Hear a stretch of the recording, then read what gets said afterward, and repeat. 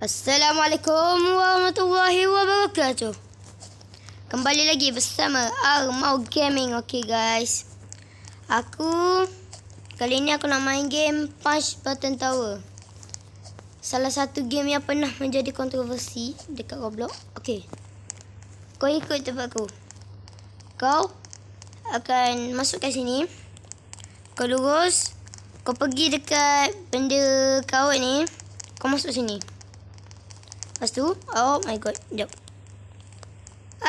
Beban. Lepas tu, kau tunggu tangga dulu, okay. Lepas tu, kau pergi sini. Nampak tak? Ni, sini. Lepas tu, kau lurus. Lurus je. Okay. Okay, no way. Oi, ni apa? Minyak mata, woi. Dan benda ni, tau. Kalau kena ni, bahaya kau. 1, 2, 3. Ego 404. Kecil. Dan korang akan masuk dalam server ni. And then dekat sini kamu jaga. Korang jaga. Ya. Korang jaga. Tengok. Dan setiap kali kau tekan logo Roblox tu, dia akan ulang semula dari awal. Ya. Okey. Kau tunggu di sini. Lepas tu ada bot nak fan kau. Kau jangan. Tapi ya, kalau kau jangan nanti kau kena kick. Tunggu kejap. Aku jalan-jalan dulu sebelum kena kick. Okey, sudah kena kick. Dah. Tu je lah. Sabar. Ada lagi guys, ada lagi. Bentar. Tunggu. Diminta tunggu. Sekejap. Okey. Aku masuk semula. Sekejap.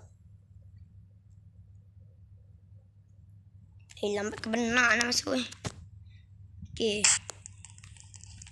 Jadi macam ni lah. And then satu lagi tau. Kalau kau add friend dia, kau kena key. Kalau kau add friend dia, kau tak kena key.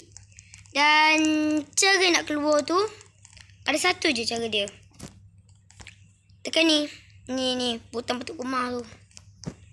Kau malas lagi nak langgar benda alien tu. Oh, sini. Beban, cok. Ya. Ni apa benda admin ni. Dekat sini masih ramai lagi orang. Banyak mata, oi. Siapa sini fobia? Tak payahlah. Bising kau. Okay, kau dah masuk. Kau tunggu sampai Bob add friend kau. Jap. Tekan dulu shift lock. Kau lompat. Okey. Oh, selalu tekan, cok. Keluar dulu. Udah lihat. Tunggu kejap. Aduh, lama. Kalau jadi gini, formula dah augot ini. Kau tunggu je lah. Okay, accept.